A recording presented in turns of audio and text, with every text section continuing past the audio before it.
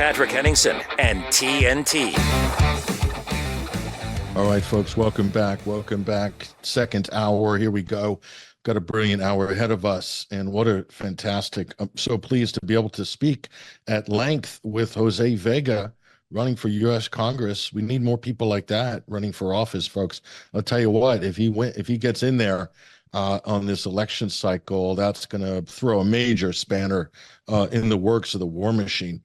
He is articulate, he is up to date, and he understands the push and pull of these complex issues. And he's only 25 years old, or right around the minimum requirement to run for office, way ahead of Alexandria Ocasio-Cortez in terms of political awareness at that age. So tell you what, I'm very impressed. But he needs all the support he can get. So if there's any way you want to support Jose and what he's doing, not even financially, but just in terms of sharing his content, spreading the word, it's greatly appreciated.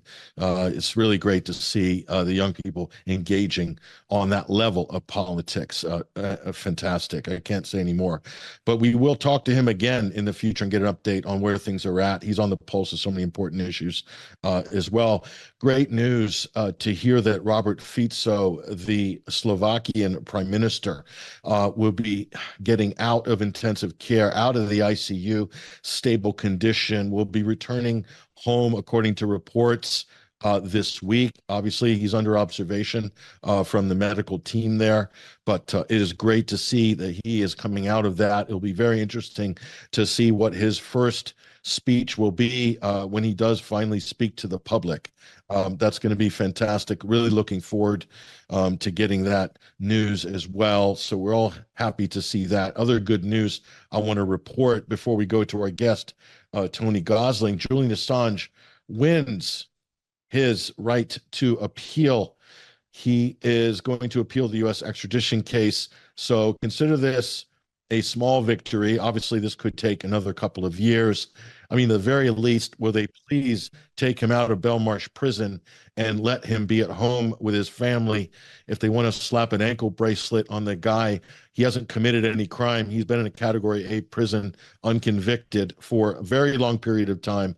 At some point, this has to end while he does his appeal. And I think this is a very positive development for him, his family, and all of his supporters there. And it is a poke in the eye to the United States, who was just frothing at the mouth, along with the collusion partners in the British deep state, to extradite him to the U.S. in a national security court, where they most certainly would love to throw him away and throw the key away as well in a federal penitentiary somewhere. That's not going to happen right now. So we're very happy to see that development. So as much as the tragedy over the weekend has moved people in Iran, there's also been some positive news as well. Now, I want to welcome on to the stage an independent journalist and author, Tony Gosling from Bristol in the United Kingdom, joining us on the live link right now. Tony, great to have you with us. Hi, Patrick.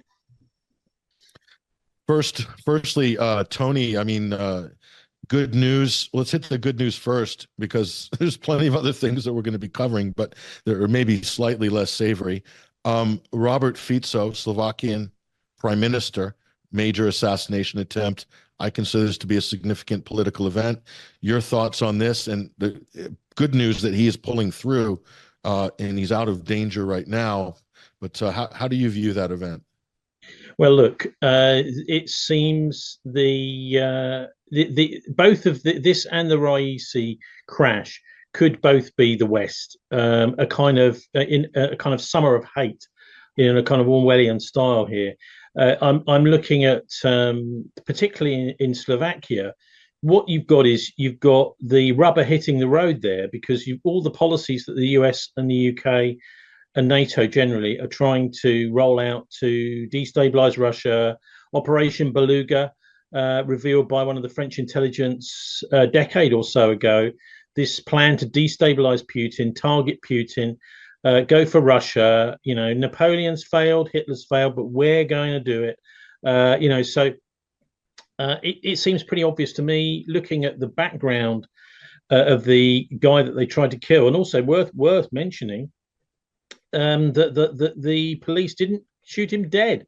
They arrested him so they could find out who he was and why he was there. And this is what police are supposed to do. That didn't happen in France at the weekend with the guy who attacked the synagogue. He just gets filled with lead and put in a coffin. So there's no more questions asked about who he was and where he came from. But no, it's lovely to see. It's a minor miracle that with 4 bullets in the stomach, I believe, that Fico's managed to survive this. He's been the establishment in Slovakia even has been after him right since the COVID days. He was a vehement campaigner against the strict lockdowns and saying, quite rightly, in my view, saying that these are over-the-top measures, that countries have been bribed by the IMF to take up these measures, and by, of course, the international pharmaceutical industry. So he's a kind of populist. He's a bit of a Viktor Orban or whatever for Slovakia, and it doesn't surprise me to see that he's being targeted by the NATO countries. I think the Russians also, when I say the rubber hits the road, these are the guys that are going to live next door to the Russians. They don't want to have America's war. They don't want to have the British war with Russia. And they understand, just as many military veterans across the Western world understand, that you don't want to pick a fight and have a war with Russia. So he was considered to be pro-Russian, even though he was actually a moderate anti-Russian. So, anyway, so interesting and great to see that the guys managed to pull through. I hope they tighten up their security in future. Just on that topic, I want to move on to some of these other important stories. But Tony, I mean, you have studied, you understand the scope of Operation Gladio as a sort of clandestine interest over the 1960s, 70s, 80s, and 90s, maybe even to the present day. Let's be realistic; these things don't just get mothballed. Would you look at the attempted assassination and some other strange events that have been happening around Europe and even in Russia itself, terrorist attacks? Would you consider looking at those within the Gladio, through the Gladio lens? Definitely. Yeah, Operation Gladio, anyone hasn't already watched it, the 3-part Time Watch program by Alan Frankovich, which went out in the early 1990s on the BBC, did a brilliant job in looking into what that was and the history. I always remember one of the interviews, the guy said, we were told this was the most secret thing that was ever happening and that we were never to breathe a word about it. Basically, it was fascists being recruited by NATO to carry out bomb attacks on members of the public. Largely, this wasn't so much political assassinations as attacks on banks, building societies, supermarket attacks, to make it look as if you've got a kind of fanatical opposition terrorist cell in the country that you had to deal with and bring in special measures and whatever states of emergency, that sort of thing. Actually, it was all run by the state, and in Italy, the P2 Lodge, the Propaganda Due Lodge, was a major part of all of this. The problem was many of these countries were starting to foster big ties with the Soviet Union in the 80s, and so NATO decided, we are going to make sure that doesn't happen by blowing up ordinary Europeans and trying to blame it on the Russians effectively. It does strike me, Tony, that we're in that kind of Cold War, a little bit like that Cold War dynamic, or communism versus Western capitalism. Patrick, it's getting hotter. It's getting much hotter than it was in those days. What with these nuclear treaties being torn up by the Americans and the Russians saying, well, if you're not going to renegotiate. The other thing is the fascist connection, because Gladio originated actually in the SS and in the Nazis, with what was called the werewolf program of the Nazis, the stay-behinds in World War II. As the Allies advanced, they wanted to have these fascist units pop up behind the Allies and carry out sabotage. That was the original plan, and NATO just took that Nazi plan. And of course, the guy that made an attempt to kill Fico in Slovakia last week, he was associating with these Ukrainian Nazi groups. So as you can see, the Nazi scourge is actually alive and well now in Europe, and the idea is that the mainstream media just is turning a blind eye to it and actually effectively covering it up.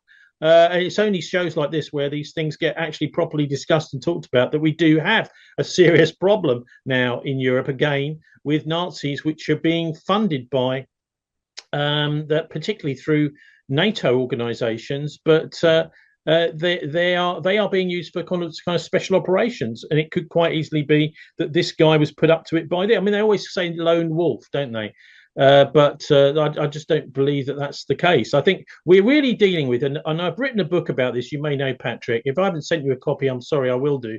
But it's about this Fourth Reich. It's called The Traitors of Arnhem, and it's linked to the Bilderberg conferences that came out of World War II, chaired by a former SS officer, effectively a Fourth Reich, really. In a nutshell, the Allies were doing deals, particularly the British, which many people don't realise. That Churchill and Desmond Morton, his private secretary, were doing deals with Martin Bormann, who was the holder of the Nazi loot before the end of the war. And then after the war, this money was laundered into massive companies to create a kind of financial Fourth Reich. So they were using banks and big financial institutions rather than tanks to take over markets and take over countries, take over institutions. And they've been doing that since 1945. Yeah, there's so many parallels as well to the things that you're describing there, and some of the same types of shady organizations, gangs and counter gangs, if you will. The Ukraine situation has really proliferated the potential for this problem right across Europe as well. So the conditions are very ripe for another round of Gladio 2.0. And I dare say this is kind of like what we're seeing the beginnings of now. This could go on for a very long time. So I think it's worth understanding history, Tony. I think it's valuable to analyze what happened, because we see some of the same patterns, the same organizational structures, the same sort of political dynamics as we saw before, slightly different today, but structurally you can see the mechanisms that are working that are similar. And that's why I think it's valuable for us to discuss these things to better understand what we're looking at now, rather than just these random You almost events. couldn't make it up that a couple of months ago, where you had this former SS guy turning up at the Canadian Parliament and getting a round of applause. In a way, what's happening is the financial and political elite are making fun of us. They're saying these people don't know their history. So that's one of the reasons why, I think it's important that we do. George Orwell, his famous quote about controlling the past and controlling the present and the future. There's a massive effort still going on to control the narrative of what's been going on, particularly in Ukraine since World War II, where the CIA and MI6 have been supporting Nazis. That's what they've been doing in order. They were trying initially to destabilize the Soviet Union, but now these have all been turned on Russia. That's right. And we have, troops from Ukraine, from some of these battalions being trained in European countries by NATO armed forces in France, Belgium, in the UK as well. The head of the Ukrainian armed forces, who looks like he's auditioning for Ukrainian ambassador to the UK, is General Zaluzhny. I mean, pretty incredible stuff. Yeah. But I mean, I think for me, looking over the last 24 hours at this plane crash, the helicopter crash, if you don't mind talking about that, it's in Iran. By 3 o'clock this afternoon, the BBC had stopped using it on its bulletins. It popped back up on the 6 o'clock bulletin.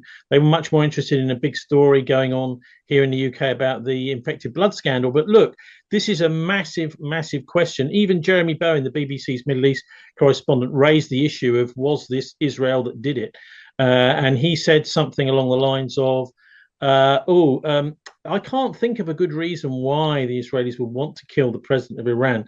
Look, they've been gunning, as you and I know, Patrick, for many years to get this war going between Iran. This is the way that the far right in Israel, particularly the Greater Israel bloc, intend to expand the territory of Israel, is through war. And that's why they want to get, one of the reasons anyway, they want to get a war going. They also want to bring in far more money from the United States and their supporters in Europe to support them. So that's another reason they want war. Netanyahu wants to stay out of jail. We've just seen the International Criminal Court calling him a war criminal, potentially putting out very soon an arrest warrant for the guy. So he wants to stay out of jail. Another reason to keep the war going. And so there are all sorts of, there's always this means, motive, and opportunity. The motive is most definitely there, Jeremy Bowen, if you didn't see it. But there's another deeper thing, I think, that I haven't heard anyone else talking about, and that is the sort of spiritual aspect of taking out a president of Iran. If it has been done deliberately. And certainly there are some pretty strong indications it may well have been an assassination of Raisi yesterday. Is this idea of because everybody in that region of the world, many people do believe in God. This is in the back of their mind a lot of the time, even though you won't see it on the news. But what you will get in Israel is there'll be a sort of quiet celebration going on in the hearts of many Israelis. God is on our side. Look, the president's plane has just fallen out of the sky. And the same exact thing, of course, going on in Iran is it undermines the leadership when the population can see their leaders dying and not knowing if this is the Israelis or the West or whoever behind it. And so it has an enormous spiritual effect under the skin of the populations, upping the morale of the Israelis, destroying the morale of the Iranians. And so Jeremy Bowen, I think, needs to do a little bit of, kind of, maybe he should go and do a Reiki session or something to get into some of the deeper spiritual aspects of what's going on in particularly with this conflict. And I noticed the BBC yesterday evening did a, I think, brilliant little piece. Maybe it was by accident, but it was the BBC Persian service going through a list of all of the senior Iranian military and political leaders who've died mysteriously in plane crashes over the last 15 years or so. There's been something like 8 of them, like the transport minister, one of the heads of the army. All these people just keep, and the implication, Patrick, is what they're trying to sort of make everybody think is, oh, they just don't know how to look after airplanes. Mm. Oh, they said because of sanctions, they can't get the helicopter parts and all this other stuff, which is not really true for this particular helicopter. But you're absolutely right. There are deep themes. There are deep themes running through these events, Tony, and of course, most of this is lost on the mainstream media punditry on this, but it's no surprise to us, of course. And Tony, we're talking about this tragedy over the weekend in Iran. This took place in the eastern Azerbaijan province within the Islamic Republic of Iran. The President Raisi had just been to a ceremony with the president of Azerbaijan on Iranian territory at a joint dam project they've been building for many years. An impressive structure in itself. That's another conversation. And then he departs by helicopter.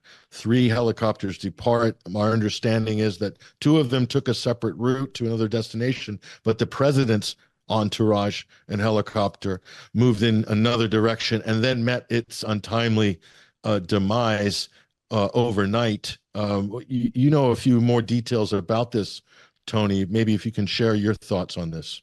Yeah, it's one of those interesting things as a journalist. It's frustrating when you go onto the Iranian state channels and there's nothing much there really, because of course they're being very, very careful about what they release. The thing is, there are parts of the world you can go to, particularly India and Pakistan, which have good English language news, where they've got inside sources in Iran, and they are saying much more interesting, I think. I mean, of course, there's more of an aspect of speculation because there's now been an inquiry today set up into this crash, quite rightly.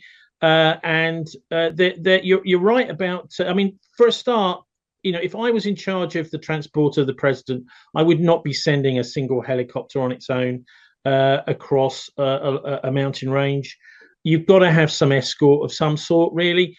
Also, helicopter doesn't make sense to me. It's got to be a fixed wing aircraft. They're much safer generally, less to go wrong. And so it is surprising that such a trip would be taken. But the ceiling of the Bell 212 is I had the great privilege for 5-6 years or so working at Biggin Hill Airport, which is one of the old Battle of Britain airfields in Kent, and picked up a lot about these copters, the choppers, and all sorts of aircraft really. And so 17,000 feet these things go. That's their operational ceiling. Unless you've got loads and loads of weight in there, you've got a few passengers, that should be fine. You're going to be mostly above the weather at that sort of height. And if there's an engine failure, something fairly simple, a helicopter is, what they do is they auto-rotate. So as the thing starts to come down, the pilot knows what to do. You just free up the rotors and they spin all on their own. When you start to get towards the ground, you can increase the pitch on the rotors, bring the thing down slowly, and you can actually land a helicopter with no power fairly smoothly if you're a decent pilot. I'm sure they were. And the fact is that they would have been going down into cloud and mist and that sort of thing. So they wouldn't really have been able to see any potential landing spots until they were right on top of them. So that's a really dangerous type of situation. But we have heard some indications that there was no communication from the pilots, that there was no mayday, that sort of thing. Now, in that, if you're having some sort of mechanical trouble and you're starting to go down, even if you're going into mist and fog or whatever, you're going to be sending a mayday out of some sort. You've got a co-pilot sitting there. He's not going to be twiddling his thumbs or whatever. He's going to be on the radio explaining we're having problems. So even if the thing has smashed to pieces when it hits the ground because you can't see anything as you're coming down, you would expect there to be radio calls. What were the sources in India and Pakistan I've been reading are saying there were no calls from the helicopter, and so that suggests some sort of catastrophic at altitude. Something happened, whether it's could be a missile, could be electronic warfare, some sort of could be a device, explosive device on the helicopter. But it's unlikely to be some sort of simple thing. Which, I mean, if you're at that sort of height, I would guess they were probably cruising along around about 15,000 feet. That gives you a fair amount of time to do something, say something. And so initially, that's my first day's inquiry into this. Is it certainly to me right now looks like more likely to have been an assassination rather than some sort of mechanical or failure. Certainly not pilot error. That's just not the way you would expect things to happen. And it could even be that they just simply chose the wrong kind of transport to transport the president. And he could have gone by some other route, by a fixed-wing aircraft rather than a helicopter, or even by surface. If you're going to go across mountains in a helicopter on your own with a president, I would say no, just don't do that. It may even be, though, and these things often happen, the president insisted, no, it's okay, I'm going to go. He may have said, I want to do this, even though it's a little bit dicey. Yeah, no, you're absolutely correct. I just spoke to a pilot in the last 48 hours, and he said that, yes, these helicopters are equipped to go through extreme weather and fog. However, it's unadvisable to proceed if the weather is really difficult and would pose all sorts of problems, especially if you're in difficult terrain, away from or out of, radio coverage or something like this. So like you said, Tony, it would have to be a case of that somebody within the team would have said, no, we need to move forward, need to get there. Only then would you want to proceed in such conditions in a helicopter. The 212 goes up high. The 212 will go high. I mean, it will go over the weather mostly. I mean, unless this is really high cloud, they would probably be looking down in the sun up there, looking down on a blanket of bad weather down below. But we're just not 100% certain what's happened. I just think the indications are, and of course the motives, as I was talking about earlier. The motives definitely there. The Israelis will be cock a hoop over this. Yeah, still a lot more questions to be answered. I think some information will come out, maybe, hopefully any information more in the next couple of days, weeks, who knows, maybe even years. But you're right, Tony, the sensitivity of this event in terms of what it means if it was announced that there was any foreign meddling or any involvement or subterfuge on this, there would be outrage and perhaps pressure within Iranian society to do something about it, to retaliate, in fact. So, and that just opens up a whole nother conversation, of course.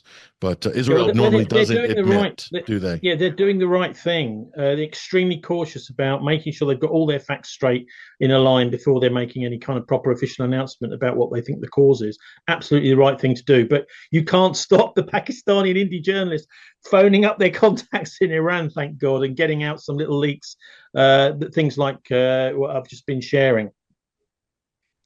Okay, well, we'll keep an eye on what you're reporting on this, Tony, going forward, and then over to the big meeting, the Bilderberg 2024 confab. You seem to know the location. Do we know the agenda? Who might be attending? What's your thoughts and read on Bilderberg this year, Tony? Well, look, all I can say, I was at last year. I won't be at this year. It's just too hot for me, Madrid, this time of year. In Lisbon last year, we had David Lammy, who's going to be our foreign secretary by the end of this year in Britain, I think. I don't think there's much doubt about that. So the location is at a massive five-star hotel called the Eurostar Suites Mirasierra in Madrid. There's been a bit of sort of discussion amongst the Bilderberg chasers and about why Madrid. And, one of the things that's come out about this, Patrick, is we've seen pushback from the Spanish over both Gaza and Ukraine.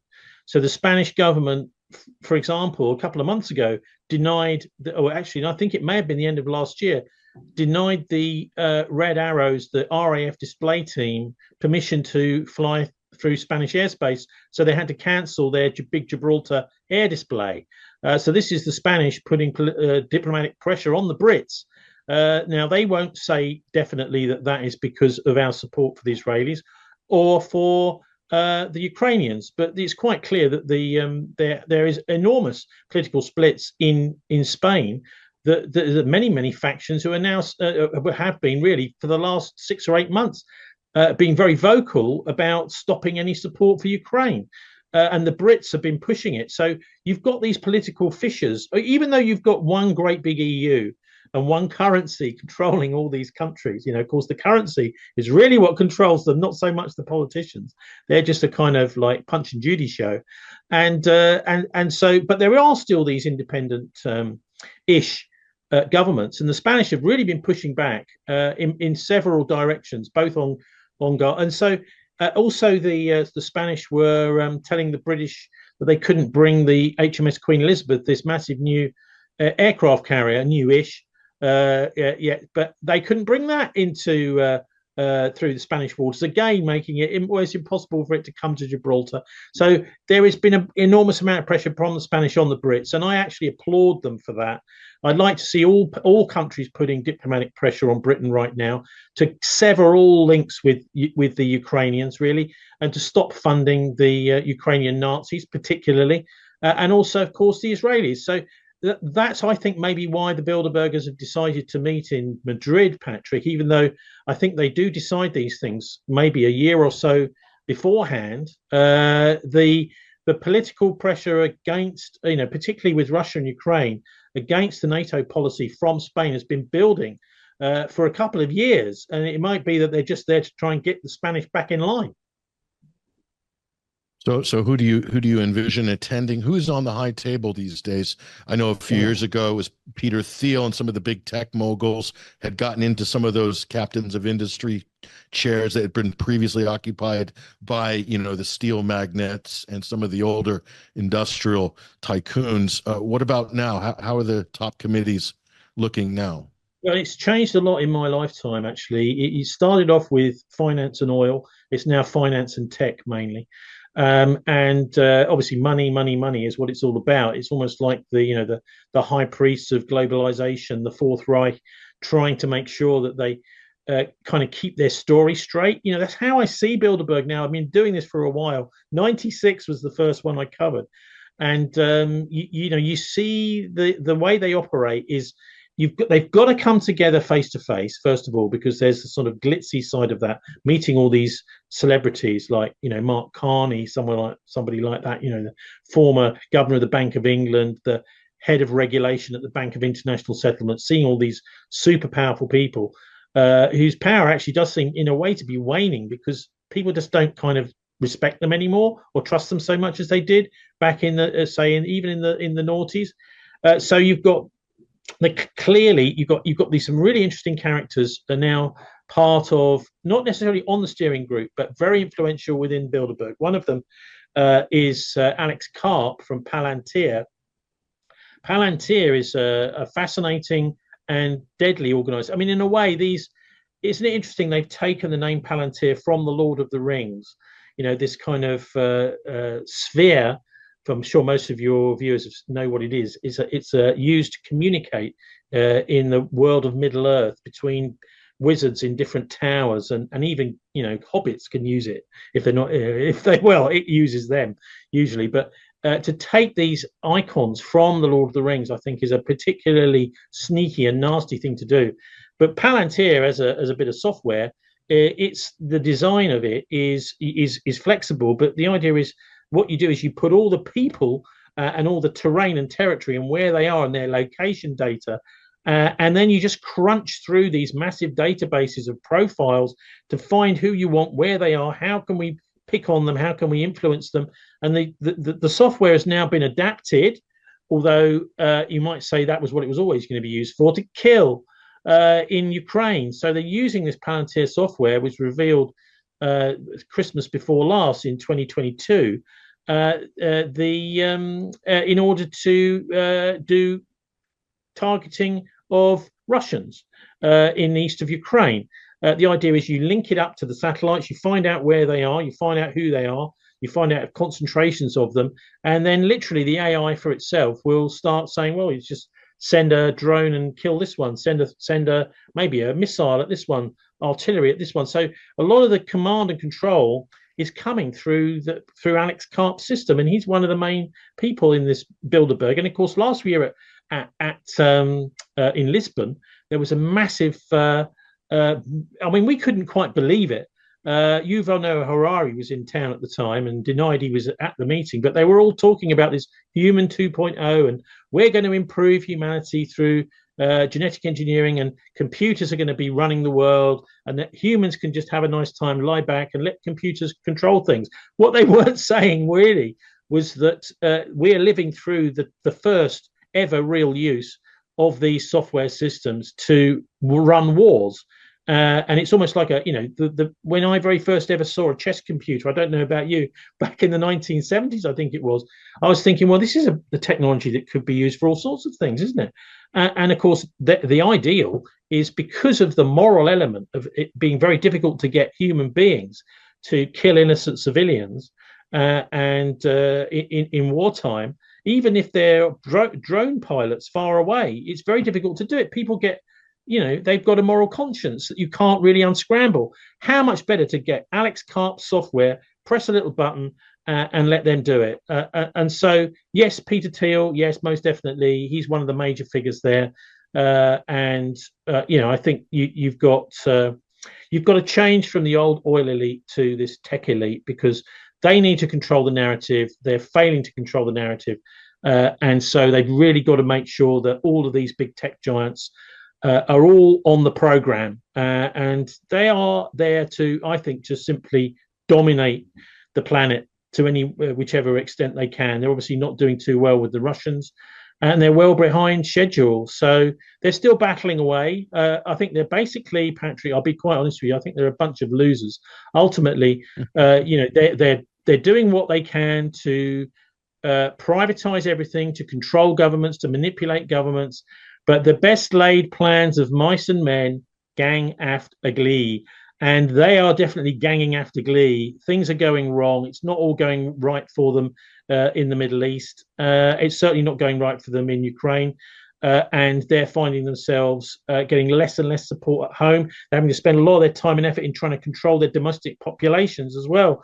And so, Bilderberg represents really the political wing of NATO. And I think they pretty much do control the politics in most of the NATO countries now. They've managed to maneuver their people into position. Even Sunak, he's Goldman Sachs. Goldman Sachs are one of the main banks, one of the major players in Bilderberg, and have been ever since the 1990s when I started looking at it. So I see Sunak as one of their little puppets.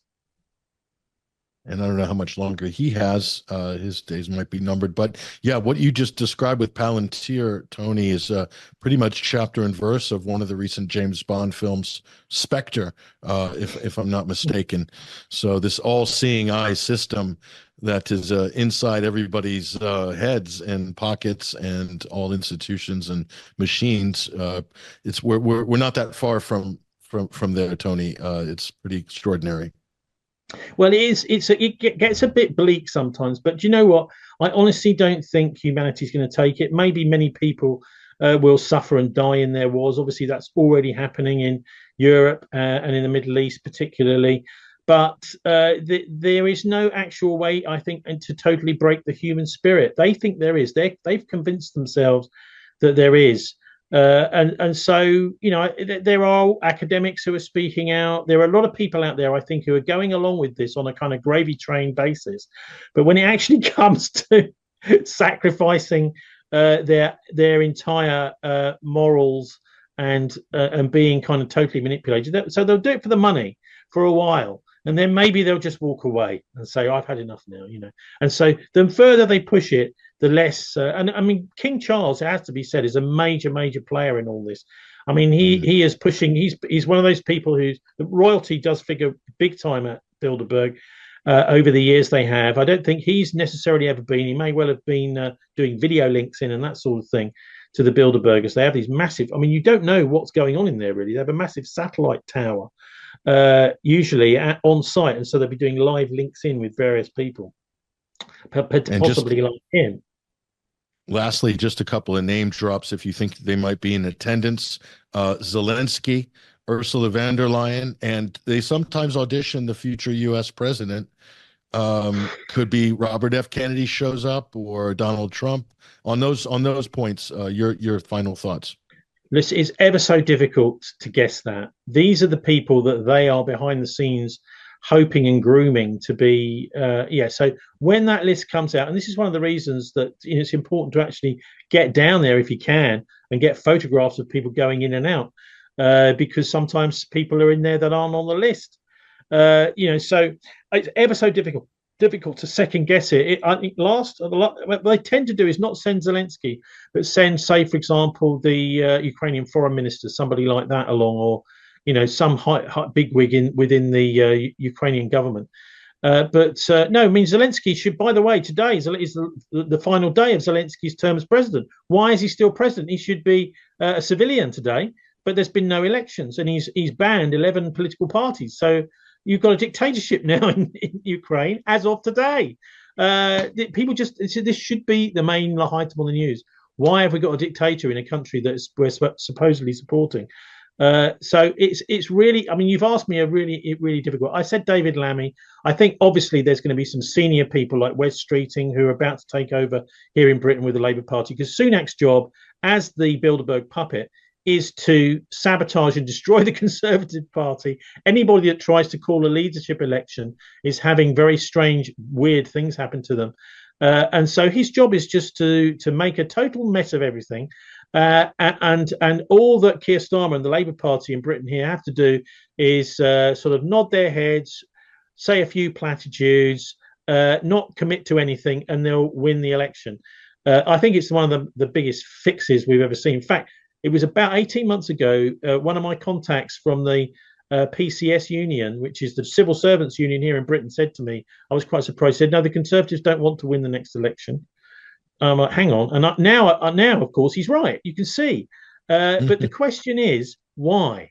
And the answer to me, I think, obviously, they like to recycle Team A, Team B every once in a while. But I think that there's something big coming down the line. They want this to land on Keir Starmer and the Labour Party's lap, rather than the establishment Tory party, in a similar way to 2008 landed on Gordon Brown's lap. Oh no, what am I going to do about this? So there's all sorts to play for here, but the politics is really gutter politics these days, Patrick, in the UK.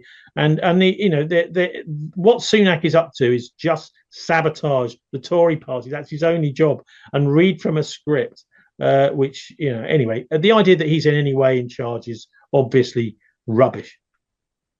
Well, the trilateralist Keir Starmer waiting in the wings. Correct. And to answer your previous question, I think Palantir is probably running the Ukrainian state right now. How long till they run Britain, Tony? That's the question we're all wondering. That's a really good question. I don't think they're going to completely get away with all this. Obviously, they're trying. They're kind of in a corner, really, because they're fighting foreign wars and they're also fighting their domestic population at the same time. But they're overly arrogant, and also they're surrounded by sycophants. Those sycophants might just ditch them any time. So they're not in a good place, put it that way. And so they're likely to do crazy, extreme things, which will make things even worse. It's good to see, by the way, this indictment and the potential war crimes of Netanyahu. because that's the way I think things are going to be straightened out. We've actually got a pretty good, still just about, judicial process with Julian Assange. Is a bit of a shame and it's a disaster, but there are some hopes with the courts around the world, and it's nice to see them occasionally standing up for themselves. Yeah, there's some positive things to build on there. Tony Gosling, investigative journalist and author from Bristol in the UK. Tony, thank you very much for sharing your thoughts with us on TNT this week. Cheers, Patrick. God bless all your listeners as well. There he goes, ladies and gentlemen. Keep an eye on what Tony's putting out, especially as Bilderberg approaches. That's where you want to be looking for that major event. We'll hopefully check in with Tony later in the month as that approaches or while it's happening. Listen, we're going to take a break right now with the network TNT, Today's News Talk. And when we come back, we will discuss the ins and outs of this Julian Assange appeal and other breaking news. Patrick Henningsen, your host. Stay with us, folks. We'll be right back.